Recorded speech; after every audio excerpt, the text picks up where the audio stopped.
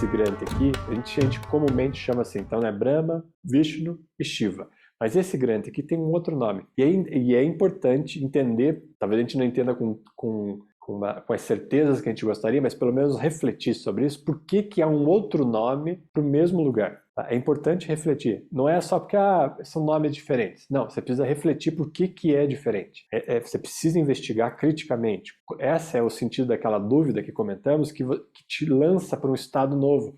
Que você questiona e ao mesmo tempo se abre para entender o questionamento e receber a resposta. Vocês devem lembrar que esse Granth aqui também é conhecido como Rudra Granth. Rudra Granth. Ao mesmo tempo que pode ser chamado de Shiva, ele pode ser chamado de Rudra. E Rudra, se vocês forem pesquisar na tradição da Índia, eu estou colocando assim de uma maneira ampla, Rudra é usado por diversas coisas, diversas coisas. Eu vou tentar fazer aqui um recorte dentro da tradição tântrica, para a gente se aproximar do lugar de onde a gente está colocando esses nomes aqui. E dentro da tradição tântrica, Rudra poderia ser considerado, uma das possibilidades de a gente olhar para esse Rudra, é uma faceta de Shiva. Se a gente fosse considerar a consciência, existe uma maneira de olhar para isso, a consciência dividida em 11 etapas lá, Shiva, não os 11 corpos da consciência, tá?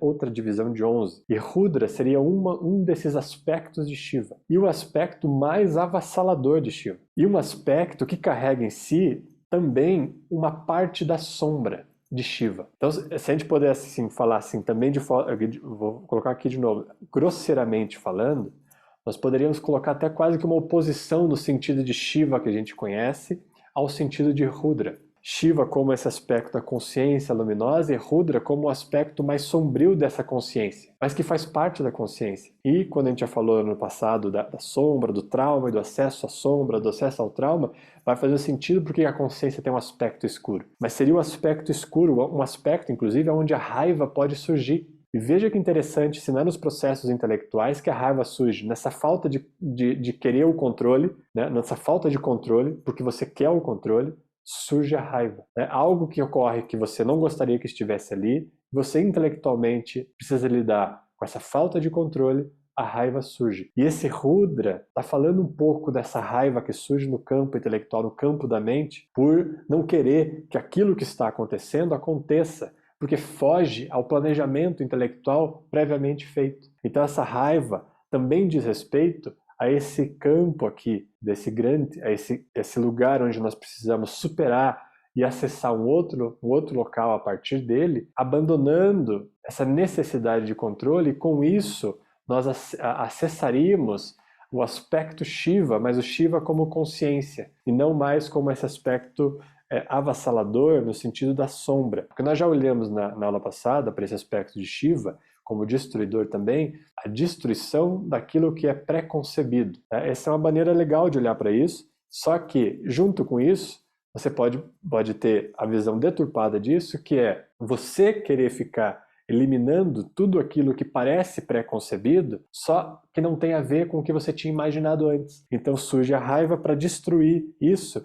que não tem ressonância com o que você tinha pensado antes. Então, essa intelectualidade que planeja e que quer que aconteça, e que depois que não acontece, sente raiva. E sente raiva e quer destruir, quer usar o aspecto da destruição de Shiva, mas para defender uma autoimagem. E é isso que nós precisamos superar. Tá? E essa superação aqui, algumas tradições lá, alguns textos vão dizer, veja que interessante, vão dizer que você precisa de um tipo de conhecimento para superar esse estágio aqui. Né? Vou até reformular a palavra, não um tipo de conhecimento. Algumas tradições dizem que você precisa ali de um tipo de sabedoria, porque eles usam a palavra gyan, que é diferente de conhecimento. Esse gyan ele foi sendo deturpado e sendo traduzido como conhecimento, mas o gyan é uma sabedoria.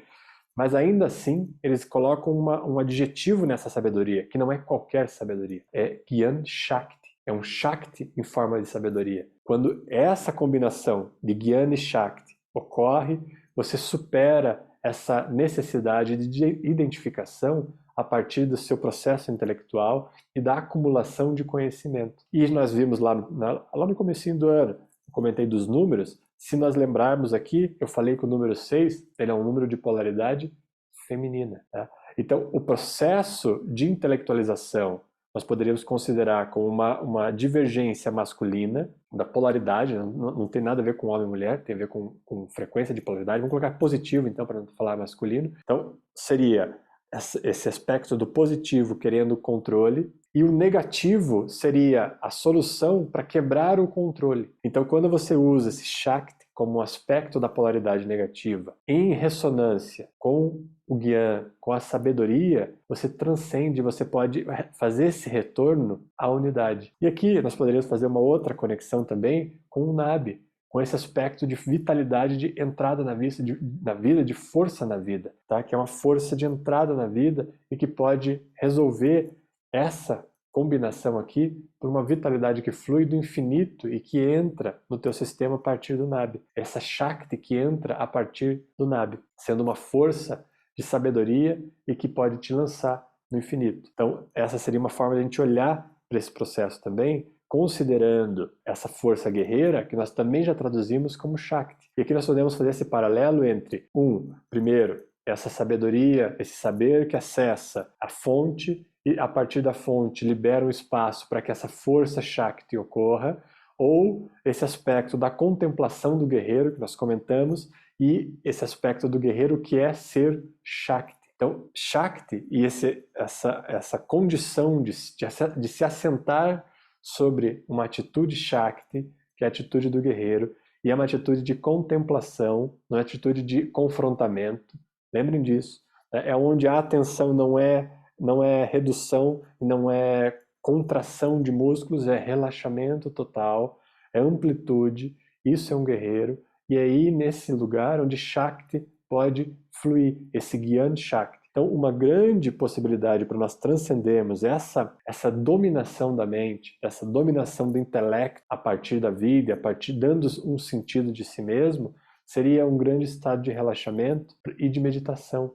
Um estado de meditação onde você transcende a ideia de tempo e espaço e pode relaxar e se assentar sobre a sua própria origem. Retornando então aí, fazendo esse paralelo com Patanjali. Então a meditação aqui, mas uma meditação silenciosa e que vai abandonando pouco a pouco a necessidade do controle desse processo intelectual e simplesmente se assenta sobre si mesmo, pode ser uma grande resposta para você transcender esse turbilhão de coisas que vem querendo manter você preso e atado aí a um senso de identidade a partir desses mesmos processos aí, os vritis. Então, você abandona, você pode superar quando você ultrapassa essa barreira de chitta, então dessa mente que quer controlar e que quer dar um sentido a si mesma por esse controle. Uma maneira de quando a gente fala do processo da tradição tântrica, nós estamos falando desse processo ocorrendo de baixo para cima. Por isso nós consideramos lá primeiro o Brahma Granthi, o Vishnu Granthi e depois o Shiva Granthi. Ou nós fazemos aí, né, uma espécie de subida a partir dos chakras, que ela não precisa ser necessariamente uma subida, mas nós fazemos essa subida, essa mobilização de baixo para cima, né, quando o prana e a pana se juntam no centro do Nabi aqui e voltam ao primeiro local e a partir de lá sobem. Então o processo tântrico vem desbloqueando de baixo para cima. Agora o processo Bhakti, ele pode desbloquear de cima para baixo. E é essa combinação que nós temos o Kundalini Yoga. Nós temos o aspecto Shakti, tântrico, vindo de baixo para cima, por isso que a gente tem os Kriyas. Nós temos o aspecto Bhakti, que pode desbloquear de cima para baixo. Então, uma gota de néctar, e por isso que a gente fala do Amrit, né? dessa essência nuclear, que é um doce, né? Que a gente poderia até colocar nessa condição como néctar, sendo algo doce que você bebe e que ao beber esse néctar, essa doçura, você esquece de qualquer outra bobagem e mergulha profundamente nessa condição. Isso ocorre quando você o bloqueia de cima para baixo. Então, e os Shabads fazem isso. Quando Pavan Guru, você vai mobilizar aí dentro de você Shakti, está junto? Lembra lá, o tripé do Kundalini Yoga, Pavan Guru, Shabad Guru. Esse aspecto devocional que pode desbloquear de cima para baixo. A Pavan Guru de baixo para cima e Shabad Guru de cima para baixo. E independente de qual é o processo que você fizer, Vaheguru. Você vai acessar um estado de contentamento, uma abertura para essa realidade infinita que ocorre em cada momento.